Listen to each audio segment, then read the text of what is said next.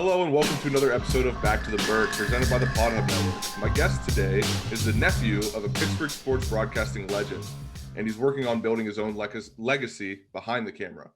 From Upper St Clair, please welcome Tim Oxenreiter. Tim, what's up? What's up, man? How's it going? It's going, man. Dude, I'm really excited for this interview. I told you Good. beforehand I'm going to geek out because we're both in like the same space, like with Absolutely. video production and all that. So before we get into that, let's talk about your upbringing, and let's just get it right out of the way.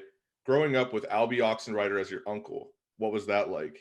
It was awesome. Yeah, it was really cool. Honestly, like a lot of what I do now is from going to the studio and, just like watching him on TV. I think from a young age, I saw how much fun he had. And I knew that I just wanted to do something that I loved and something that I enjoyed every day. So, yeah, it was awesome. Everyone always assumes he's my dad, but he's my uncle. But it was cool growing up with him. So. Yeah, no, I got to meet him.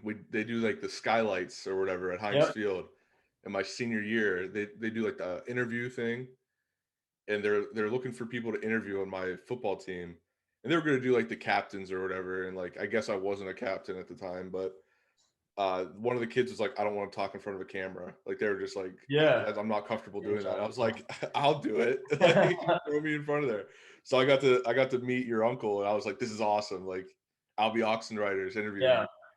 Yeah, dude, I remember those skylights with like John Fedko and Yeah. back in the day. Fedco was awesome. I used Yeah. to. It was what, like late Friday nights. Yeah. He would go up. That was before I even got into high school. I would watch Fedco Zone. Yeah, exactly. Yep. It Yeah, was I so remember much fun. I went to Central, so I would go to the Central games, come back, turn on skylights, and just watch all the other games. It was a blast. That's something that's like a deep-seated memory in my childhood, watching the Fedco Zone. Absolutely. Yeah, I'll always associate that with like Woodfield football. Absolutely. Yeah. So now let's get more into you. You're from Upper St. Clair. What's there to do in Upper St. Clair? I mean, I'm not really from that area. I'm more from Beaver County. So To be honest, I mean, it's just like a typical suburb of Pittsburgh. There's not like, you'll go to the local mall and stuff, all yeah, that kind of stuff. But I mean, it's probably about 20 minutes from downtown Pittsburgh. So we would go downtown a lot. Yeah, just your typical suburb of Pittsburgh, just finding, local parks and stuff. But yeah, we had some fun. So did you and your friends have like a little hangout you'd go to? Like, this is the spot. This is where we always go to. So we did. So I went to a Catholic grade school growing up. So I had a lot of friends who were not from Upper St. Clair. Okay. Some guys from like Bethel Park. One buddy lived in Crafton. So we would kind of bounce around to each other's houses, which was cool because now I have a lot of other friends from like Bethel and Crafton and in that area. But yeah, I mean, we were just kind of hang out at each other's house. We actually made like a lot of videos back in the day, just like stupid skits. So that's kind of also where the video production love grew. But yeah, man, it was cool seeing different areas of Pittsburgh, and I've gone to Catholic school since I was a kid. Like even I went to Central Catholic, like I said. So like even in high school, I would kind of bounce around different townships in the area, which is cool. Like looking back on it, because now I kind of have an appreciation for different spots in the Burgh. So Yeah, absolutely. And I want to get into your bio on your website. You picked up a camera at 12 years old. I would say I kind of did the same, but I think you did a little more with it than I did. What was that experience like, getting exposed to it at such a young age? Yeah, it was awesome because back then, there weren't really like cell phones, or at least the cell phones that you had didn't have good cameras. So, to me, like that first video camera, that was it. That's how I learned how to do everything. And I think just like seeing yourself on camera as a kid was really cool. And just, we would joke around a lot. And like I said, a lot of the videos we made were just like stupid stuff. And it's something that we would record and we would think it was the funniest thing in the world, and we'd just go back and watch it over and over again. So I think, from a young age, I kind of just fell in love with making content, whether it's just stupid stuff or funny skits. I just fell in love with doing that kind of stuff. And then as I got older, I kind of got more involved in editing and actual production stuff and lighting and audio and kind of, the fine tuning of video production. But yeah, it all started, I think, when I was like 11 or 12 years old, back in grade school with my buddies, just goofing off in front of the camera. Yeah, and like looking back, I did the same thing, and it's like we did all that work, and like if we had that footage now that we know how to edit, we can like do all this Yeah. stuff. We could probably make some pretty funny stuff out of Oh, that. dude, absolutely. And that's also what's cool about it. Like my buddy still has all the videos that we made back when Oh, we were in for real? sixth grade. So we go back every once in a while, just watch those, and a lot of it's cringeworthy. It's like, oh, were we really that annoying as kids? But it's fun just to kind of see how much we've grown and see how much fun we had. Because like I said, that was kind of pre-cell phone era. So Yeah. it was cool just to see how we made our own fun and how far we've come since those days. You know what? Speaking of cell phones, and since they're so prevalent in like the content creating like of today, Yeah. what was your first cell phone? Dude, my first cell phone I think was a Razor. I, Nice. I yeah, I'm pretty sure that was my first cell phone. Then I got one of those I think like 2 or 3 years after that where they kind of slide up in the keyboards. Yeah, yeah, I yeah. forget the name of it. But then I finally got into the iPhone world shortly after that. But yeah. Yeah, I remember it was Christmas morning, I got my first cell phone. Don't remember. I was in 4th grade, so however old we were then. But I had the choice between a Razor, which like me being in 4th grade didn't realize that's like the coolest phone ever at the Yeah, time. right, yeah. It was between that and this bulky, like oval shaped phone, but it lit up on the front. So I was like, oh, that's really cool. It had a really bad camera on it. Yeah. You know? Was that one of the ones where the keyboard was like underneath, like you would slide it up and then there would be the No, this oh. was like it basically was a track phone, but it wasn't a track phone. Like it Yeah. flipped up, it was real bulky. Dude, yeah, I know. It's crazy to think. I mean, I remember like texting on the Razor was the old school texting where you'd have to hit the button like 4 times to get the letter you want. Yeah. It's wild to think about, but yeah, man, back in the day the Razors they were the coolest thing. So I remember being so hyped whenever I got one, but it's funny to look back and Yeah, exactly. Like myself, I'll look back and I'll be like, wow, I could have been the cool kid with a Razor, but I decided to be the cool kid with the oval phone that lit up. Yeah, it was probably a lot more durable though. You could probably like drop it and those old phones, man, they're like you could Absolutely. throw them at walls and they'd still work. It was like it went like the Nokia phone and then this thing. Like when it came to protection. Yeah, I love it.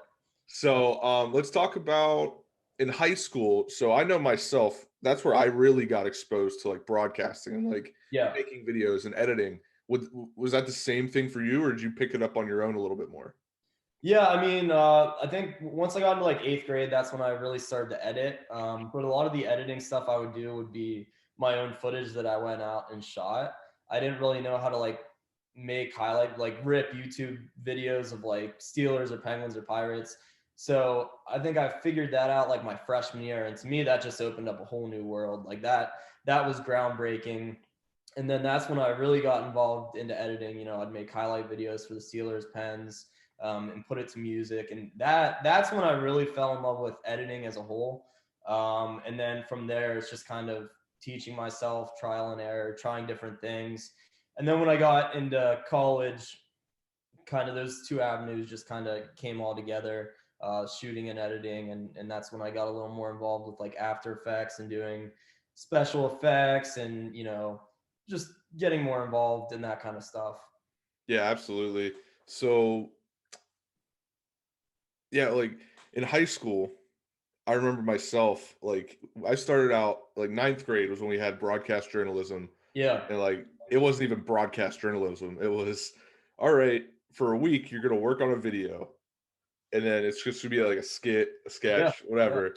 And then we're gonna throw it up on Fridays. And it's like we lived for that, Like like in front of the whole school, like yeah. So we yeah, had like a closed yeah, circuit like television thing, yeah. and it was like we called it the Weko, WEKO. That's awesome. And it was like it was supposed to be every Friday, but it ended up being like every other Friday. And then like the last 15 minutes of class, it would go up, and it would like everybody was glued to that TV, especially if it was good content. And like that's what you wanted was like Yeah, who's gonna have the best content this week. And it's like right. some people took it serious, and some people were like, I'm just taking this class because I have to, Dude, that's awesome. I could, yeah, I would love that. Probably felt like such a big shot whenever your videos were playing too in front of the whole school. Well, you felt like a big shot when people liked your videos. Yeah, there you go. Because then sometimes you'd sit there. It's like me, if I was editing that video, like if I put my heart and soul into it, I'd just sit back and see what people had to say about it. And you hear people like, what was this? Like, what was this supposed to be? And you're like, oh my God. Like, just soul ripped out. You're like, oh my God, so much hard work. Yeah, that's always the hard part of video production, you know, when your work is being played and you're looking around for reactions, because people in the crowd don't know how much time goes into certain things or what it took to get that shot. And then you're like waiting for people to appreciate it, but they might not. Just, you know, it's no fault to theirs. They just don't understand, you know? Absolutely. But yeah, that's cool, man. That's good. So, moving on to college, I suppose. You said you went to St. Vincent. Yes. PAC represent. Got my Bethany thing up there. Did you go there to play lacrosse? Like, did you get recruited, or was it like I'll go to walk on? No, I got recruited. Okay, so what was that experience like? Because like I know what the experience was at Bethany for the lacrosse team, because like I was kind of close with those guys. But what was it like for you? It was awesome. Yeah, it was a lot of fun. Our team, we had some good years, some mediocre years, but it was, I mean, everyone there was awesome. It was a great time. It was my junior year we won the pack, so that was kind of the highlight of my college lacrosse career. It was a blast, you know. It wasn't quite like D1 or D2 as far as how many hours you had to put into it. It was like the perfect amount for me. You know, you had fall ball and stuff in the off season, but that wasn't too stringent. And then come springtime, you know, your typical like 2-3 hours a day dedicated to lacrosse, which, you know, honestly helped me balance my academics a little better, because I kind of had a strict schedule I had to follow. So it was good. Yeah, I have nothing but great things to say about my lacrosse experience at St. Vincent. Yeah, and like so this, since this podcast is originally like sports based, like I want to dive into lacrosse a little bit, and we talked about this before the interview, that lacrosse is very young in Pittsburgh. Yeah. And what do you think about the development of the interest of lacrosse in Pittsburgh and in the U.S. in general? Yeah, I mean, I started playing lacrosse, I think, in 5th grade, and I was the only kid in my school who played, because like I said, I went to Catholic grade school. So I played for Upper St. Clair, and I was like the only kid who played lacrosse, and most of my classmates had no idea what it was. But my dad actually played lacrosse at St. Vincent, so that's how I got introduced. And since I started in 5th grade, it's amazing to see how much it's grown. I mean, like when I started playing in grade school, you know, there are probably 10 teams in the WPIAL. Now it's like almost every high school has a team. And you're right, you know, Pittsburgh, it is young in Pittsburgh, because you'll go to Maryland or Philly or Virginia and you'll see how good these teams are and how many teams they have. And but it's good to see that it's grown in Pittsburgh, and I think it's just going to keep taking off. You know, I've never been a huge baseball fan, and I think, you know, I just think there's a big contrast between baseball and lacrosse in terms of how it's played and the enjoyment of watching it. Like I said, I'm a little biased, but I just think, you know, as the years go on, it's going to get more and more popular. And kids, I mean, the youth numbers in lacrosse are skyrocketing. So I think as those kids grow up and have families, and they'll have kids that play, and I think it's just going to keep growing from there. Yeah, I think it used to be just like nobody gave it a chance. You know, they're like, what is this? It's like hockey on grass. Like, that's not fun. It's like, this is actually probably one of the most entertaining games you can watch. Yeah. And I mean, it is a little bit, you know, confusing for people who have never seen it. So I think that's kind of the challenge lacrosse has to face, is it's a little different. But yeah, I mean, it kind of is just like hockey on grass. And recently they've introduced like a shot clock, which I think will make it even more entertaining and a little bit faster. So yeah, I think just as kids get older and keep playing, and then, like I said, they'll have their own kids who play, hopefully, and it just keeps growing from there. So it's good to see, man. I get excited every time I turn the TV and see lacrosse on ESPN or on NBC. So I'm excited that it's finally getting some national TV time. But Yeah, It's a great absolutely. sport. So what are your I want to know your thoughts on lacrosse from the national stage and the pro stage. Mhm. We have the PLL just merged, or the MLL just merged with the PLL, Yeah, and they added the Cannons as a team. What's your thoughts on that? Because the MLL was around for a while. it was. Yeah. Yeah, the MLL, like when I was growing up, that's what I would watch on TV, was the MLL. And I was excited when the PLL started. I was a little nervous. I wasn't sure how it would be received, but they've done really, really well. And I think joining forces with the MLL is just going to make it even stronger because now rather than the two separate leagues kind of fighting with each other, it's good just to have everyone joining forces. And I think, college lacrosse is getting more popular. So I think as that gets more popular, that helps the image of the PLL because you'll have those former college athletes going into the PLL and promoting the sport. So their fans from college will hopefully become fans of the PLL. So I'm really excited. I think it was a great move for them to do that. And I just saw they got a deal with Peacock, which is going to help them out a lot. So yeah, I mean, I think, like I said, I was a little nervous when they first started, but I think they proved me wrong and have been doing really well. So Yeah, no, I've been on the PLL train since the beginning. Like I'm getting chills thinking about it right now because it's just like it yeah, was so exciting, and then I was nervous whenever the pandemic hit yeah, that they right, wouldn't be able to do a season, but they did the mm, championship series, and yeah, that was probably some of the best lacrosse I've ever watched. And oh like yeah. it's just like every day, like they're doing like oh my god, it was so much fun to watch. Yeah, and I mean, they have a great social media team too. Like I follow them on Twitter and Instagram and stuff, and the content they put out, it's tremendous. And I think that is going to help lacrosse a lot. Is you know, getting out there and pushing the message to the younger generation who's on Instagram and who's on Twitter, and just showing people how much fun lacrosse is. Because I think especially the younger generation doesn't really watch a whole lot of I don't know if they really watch a lot of lacrosse on TV. So I think just kind of appealing to those younger kids through social media is going to help the league a lot. Yeah, like I like to think that sometimes people see my interest in lacrosse and like since I never played, Mm-hmm. but I'm so interested in it that I could like help grow the game. You know what I mean? Like at least the Absolutely. Yeah. fan base. Because Right. like I like I told you, I announced in college and like I was literally learning the game as I was announcing it.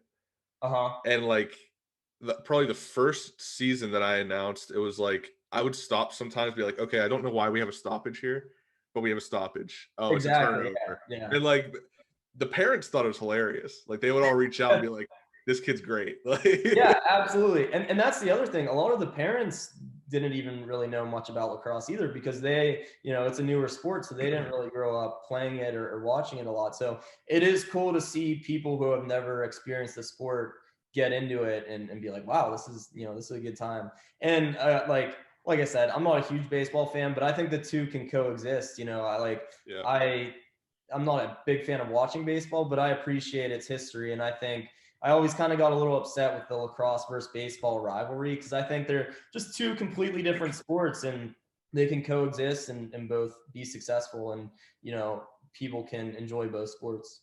That's the other thing is I didn't even know there was a rivalry there. So the Well, more you yeah, know. yeah. I mean, at least from my experience, Yeah, there's I mean they happened in the same season, so I could see. exactly, yeah. That Yeah, was a big thing. You kind of had to choose one or the other. Like I played baseball up until fifth grade, and then I switched over to lacrosse. And very few people play both because it's in the same season. So yeah, it's a little bit of a rivalry, but like I said, I mean, I think the two can coexist. yeah. Now let's get back into your stuff. Speaking of lacrosse, I really liked you did a video for like National Lacrosse Day or something. Yeah, yeah, yeah. That was a really cool video. I like that a lot. Yeah, yeah. I made that a couple years ago for the Lacrosse Network.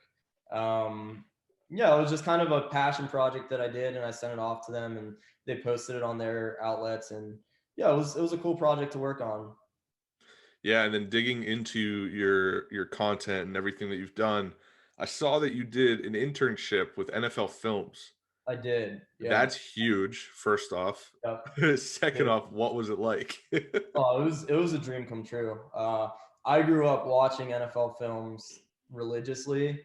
And I didn't think I had any chance to get the internship. And it was just, you know, when you kind of just apply to a place, like, oh, what the hell, I'll try it out. That was kind of my mindset. And I got a call back and had an interview. And then next thing I know, I was out at NFL Films in New Jersey, and it was awesome. Like it was such a great learning experience, and I met so many great people there. And yeah, I mean, I think that's really, really what took my video production to the next level. Because, you know, when you're in college, you're doing basic stuff, but NFL Films, it's just a whole nother philosophy. You know, they're so specific about every single cut and every single shot, and it's almost like a science. You know, they're piecing everything together like a puzzle, and it's you know, a process of saying, does this shot work here? You know, does this help move the story along? So I think that was kind of the first time I really looked at film, at sports production as film, and really started thinking critically about every single shot and every single edit, and you know, does it have a purpose? Does it help tell your message? So that, I mean, just sitting back there for 3 4 months and watching the best in the business do their thing, and helping them out and learning from them was amazing. So it was a great experience. Yeah, so like what exactly did you do? Because whenever I thought NFL Films, I was like, okay, he's a Pittsburgh kid. They probably had him working with a Pittsburgh crew. But it sounds like you went to New Jersey and you Yeah. worked hand in hand with the editing. So what exactly were you responsible for? And who were you working with, I guess? Yeah. So I was a production intern. So I basically was an assistant editor, to the producers. So NFL Films, typically there's a producer and then an editor. They're kind of two separate things, but at NFL Films they call them predators. So they're producers and editors. So they're, yeah, I know. Yeah, it's a little Yeah, a little creepy. But the producers are essentially responsible for editing their piece, which helps, you know, helps a lot, because the same people who are out there interviewing and conducting the interviews and conducting the shoots are the ones editing the piece. So they kind of have more, you know, they're a little more involved in the process. And I was an assistant for the show Top 100 Players of, I think that year was 2016. So I helped edit some segments for that. Did some editing on a Football Life documentaries. A lot of finding old footage and going through the libraries, which was sweet. yeah.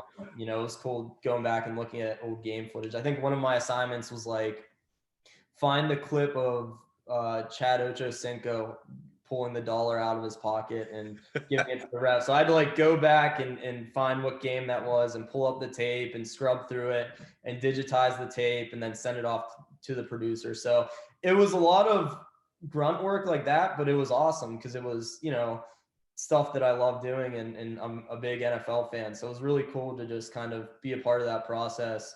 And like I said, it was a great learning experience, and I still keep in touch with the other interns, and they're all out doing great things across the country. So yeah, it was really a dream come true working there. Yeah, and it's interesting that the producers were the ones also editing, because from my own experience, it's hard to be the one out there getting the footage and Yeah. trying to get exactly what the person wants, because like I used to do, I didn't do it a lot. I did like 2 weddings for this Mhm. guy that I knew from, he went to my college and he gave me basically an internship. But it's like he told me, he's like, okay, this is what I want. And then like how I translate it is different than how he translates it. Exactly. Yeah. And I like to think that's why I never got called back for a third wedding. So Yeah. it's just like that's a really good thing that a lot of people don't realize, is like you guys might think like someone who's shooting a video versus someone who's editing the video might be on the same page. They might think they Right. are, but Mhm. when it comes down to it, you're not. And it really affects the product that comes out. And for NFL Films to have that kind of um, mindset of like, hey, if you're gonna shoot this, you have to edit it too, so that you get your vision.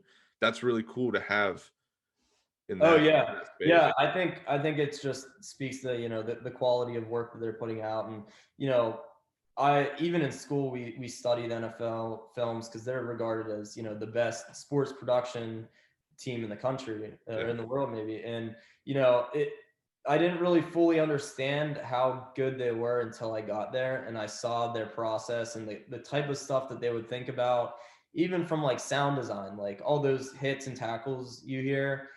I'd say 90% of those are just from a library of sound effects that they just punch in. Like that, just how they approach everything really changed the way that I looked at video production, and I think that's really helped my career out. I was just trying to be like a sponge and learn as much as I could, and I think that's helped me out a lot. Yeah. So speaking of your production career, what was the first step outside of college? Because I know you have your own production company now, but what was your first step to getting there? Yeah, so I worked. So after NFL Films, I came back to Pittsburgh and I got a job at 321 Blink. They're an advertising agency out in Aspinwall, and I actually still work there doing video production stuff. I kind of do that and Ox Productions kind of at the same time. But that was kind of the next step. We do a lot of like commercial work, corporate videos. So I was an editor. Well, I started out as a production assistant there, kind of worked my way up to become an editor and then a video content creator. So now I go out and I shoot things, edit things, pretty much do it all because we're a pretty small company.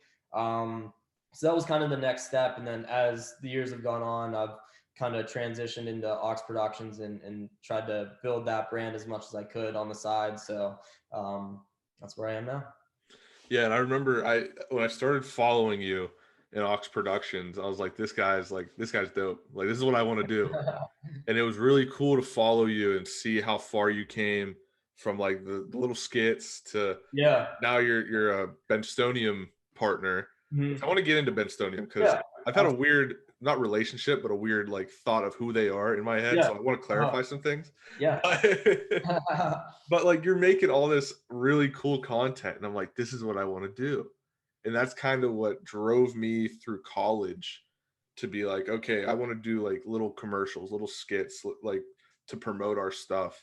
Yeah. One of my favorite ones was I had my own show that I produced and like made for our college football Saturdays for Bethany. Mm-hmm. And we made a like This Is Sports Center video.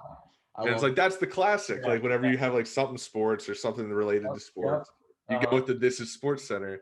And I was kind of inspired by just you and what you do with your stuff to do that.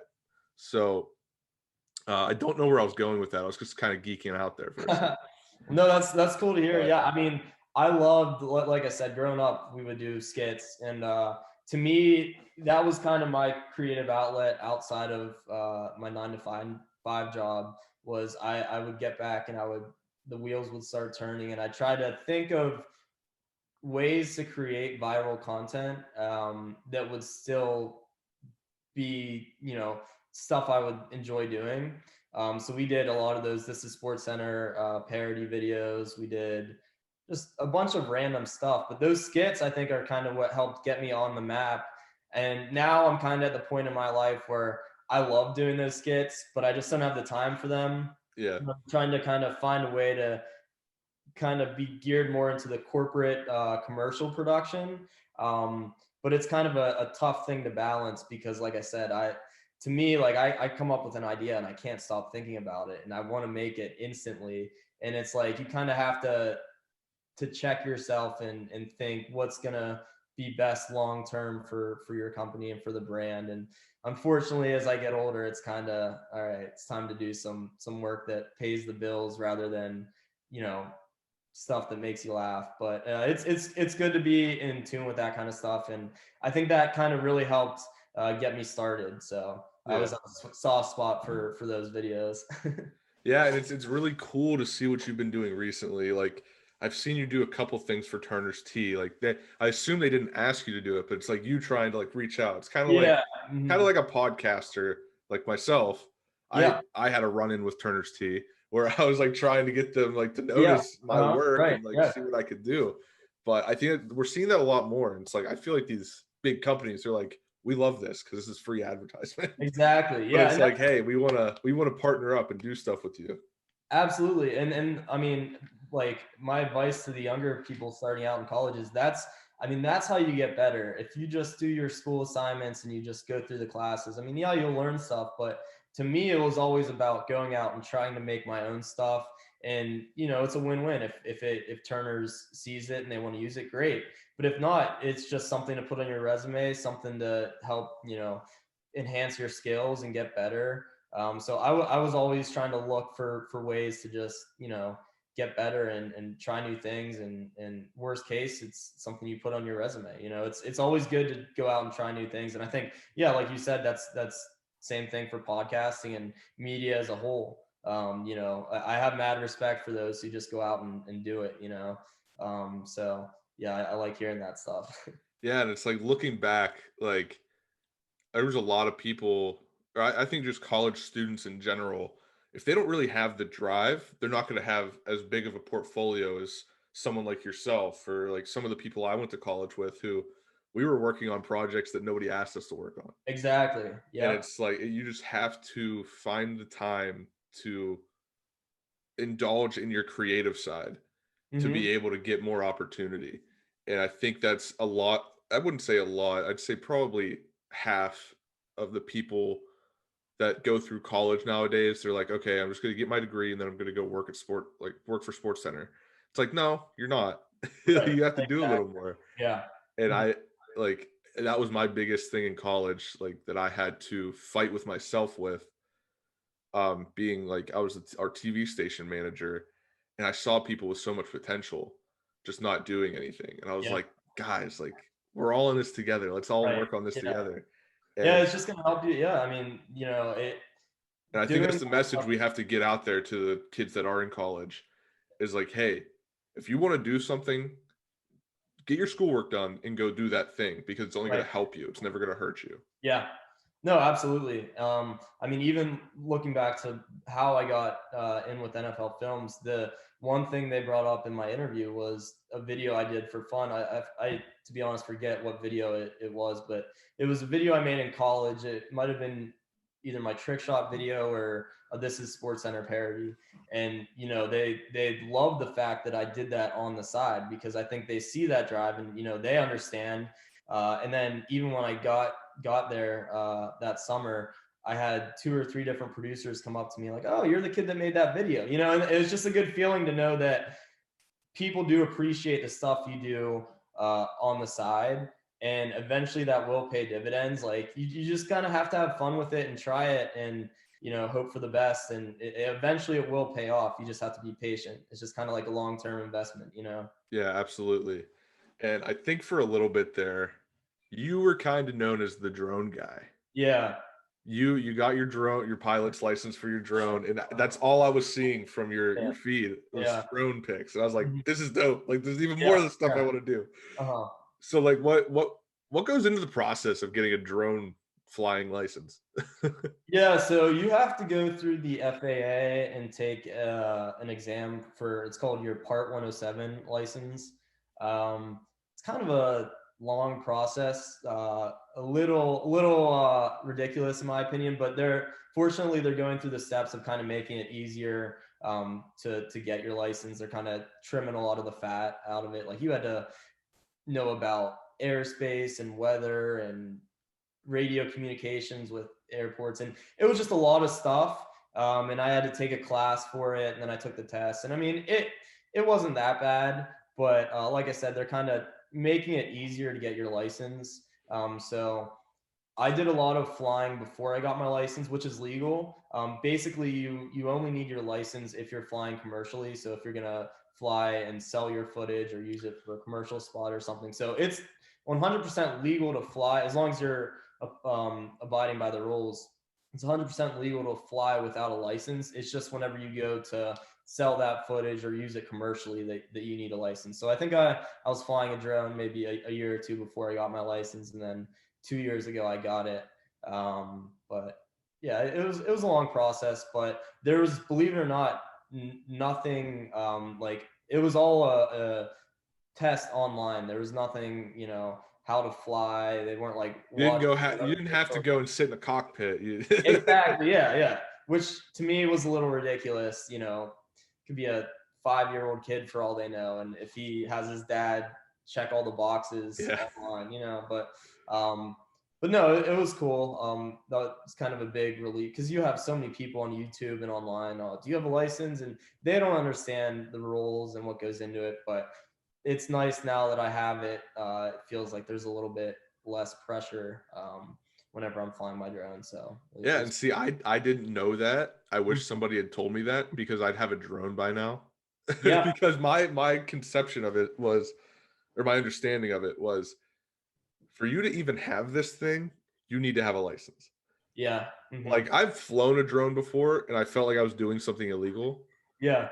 But like, yeah, I didn't know it was like I could just have one, you know? Yeah, and that's the sad part is a lot of people that's what they think, and it's I feel bad because like I just think a lot of the stuff is a little ridiculous, and you know thankfully they're changing the way they're approaching it because I think they're understanding that there's a lot of people who want to do it just for fun, and they're not doing it commercially, so they're trying to kind of merge both lanes and make it easier and more accessible for people. So hopefully in the next few years, I've been reading a lot of stuff that they're tweaking that kind of philosophy. So hopefully in the next few years, it's a lot easier for people to fly drones. Yeah. Now let's get into Bensonium and what those guys are all about. Yeah. I was introduced to Bensonium through like their highlight videos, and then I dug a little deeper, and they have like their sketches, their skits, and Hmm. famously the Mike Tomlin interview. Yeah. That's probably the best one they've ever done, in my opinion. Yeah, that was phenomenal. I think that was their first video actually, or their first Yeah, viral video. yeah, So yeah, back when I was at NFL Films, again, this was just kind of doing stuff on the side. I was making a Steelers highlight video like in my free time, and I was sending it off to people, and I was kind of trying to apply for jobs in Pittsburgh, and I sent it off to Bensonium. And like I said, back in high school, I made a lot of those highlight videos, and I would always see their videos, and they were kind of like the premier highlight video makers. yeah, So I always kind of looked up to their account, and I sent it off to them, and I asked if they were hiring, and they said they weren't really hiring full time, but I could be essentially a media contributor if I wanted to. So they asked for some of my other work, and I sent some stuff off. And then that fall, I think it was 2016, I teamed up with them to make a Pittsburgh Steelers highlight video. And then that was kind of like my first video as a media contributor. And then since then, I've met Chris in person, Chris Benson, the owner of Bensonium. I met him in person, and we've kind of had numerous conversations just about how we can do work that benefits each other. So sometimes he'll use my Pittsburgh drone footage in his videos. Sometimes I'll just go out, make a video, send it to him, and it's good for him because it's content for him, and it's good for me because he has a much larger fan base. So we just kind of found ways that can help grow each of our brands and make things easier for us. So yeah, I do. I haven't really done a whole lot for Bensonium recently just because I've been busy with other projects, but I'll try to get at least 1 or 2 Steeler videos every year, some Penn stuff. But he's been awesome. I mean, he's really helped me grow my brand, and he's been very cool about attaching the Ox Productions name to it, and he has no ego whatsoever about, oh, it has to say Bensonium. And he's been a blessing, and he's really helped me grow a lot. So yeah, I remember growing up, Bensonium, they were the stuff, man. I would always look yeah, up to them in exactly. their And videos. it's Yeah. like that's like what I don't understand what they really are.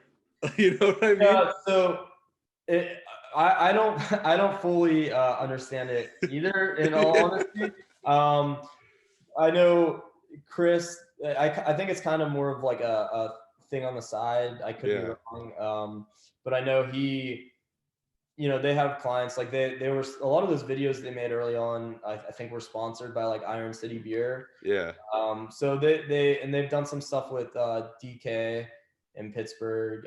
So I don't, like I said, I don't fully understand either. But yeah, I mean, they do great but stuff. hey, we love them, so Yeah, exactly. keep doing what Yeah, you're yeah, doing. You yeah, know? exactly. Yeah, Chris is a good guy. He, like I said, he was a big help, and he helped me out a lot. So Yeah. So to round out this interview, I want. Oh wow, voice crack. That's the first time that's happened on this podcast. wow. Wow. No worries. Anyway, to round this out, what are you growing towards? What is something that you want your brand to grow into that it isn't already? Yeah, that's a really good question, and it's something that I think about a lot. Like I said, transitioning from the skits to the drone stuff to the corporate stuff. Basically, the end goal is just to be a really good video production company, and I would like to be the premier video production company in Pittsburgh. And that doesn't mean, I have 50 employees. That just means that I'm known for doing some of the best work in the area, and I've worked with brands that I really like working with. You know, and I just make great content. So to me, from a business standpoint, I'm just trying to keep growing the business into something that can help pay the bills, and something that eventually I could do full time. And I work with people I love working with. And then personally, another goal is just to wake up every day doing something that I love doing. That's always kind of been my mindset, even through college. You studied communication or media, so you would always get those comments from people, oh, like that's not even a real major, or that's like, they even do any work. But to me, like, I always wanted to do something that I love doing. So the end goal is just to keep doing that, and to wake up every day following my passions and what I enjoy doing. And I want to comment on that about the college thing. I think people thought that we weren't doing work because we actually enjoyed what we were doing. Exactly. Yeah. Yeah. And I would always get so irritated, from those comments, because, like, who cares? Like, do what you want to do, like, I was never good at math or science, and I never really wanted to sit behind a desk and crunch numbers all day. Yep. And it's funny now looking back at those comments, because I still have a smile on my face every day at work. And I mean, I do stuff on the weekends, weeknights, just because I love what I'm doing and I'm trying to grow my brand. And it's kind of funny to see those type of people just going to their 9 to 5 and just kind of living the cookie cutter world, which there's nothing wrong with that, but it's just funny to see how things change over the years.